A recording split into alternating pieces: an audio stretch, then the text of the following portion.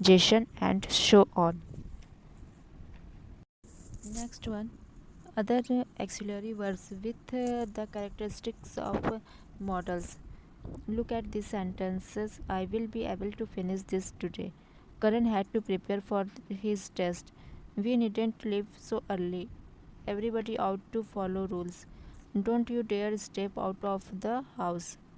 In these sentences, the italics words are modal in meaning, but they do not always behave like modals. Such phrases are called semi-modals. Some of these are be about to, be able to, be likely to, had better, have to, ought to, used to, need to, dare, and would rather. And note, need and dare are used as primary models as well. Our next chapter is models. Model verbs cannot stand on their own and are always used along with main verbs.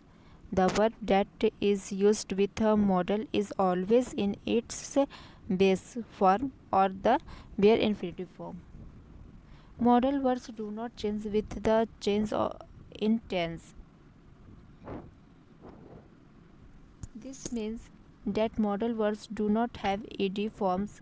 Some modals do have past tense form, however, these forms have their own independent uses, like the could, can, could, may, might, will, would, shall, should. Modals in conditional sentences. Modals are used in conditional sentences. A conditional sentence usually has an if clause and a main clause. The modal is used in the main clause. We use could, would to talk of situation that may be unreal or cannot be fulfilled. Example: if I had time, I could go to the gym. If I had come to Pune, we could have met. Sometimes we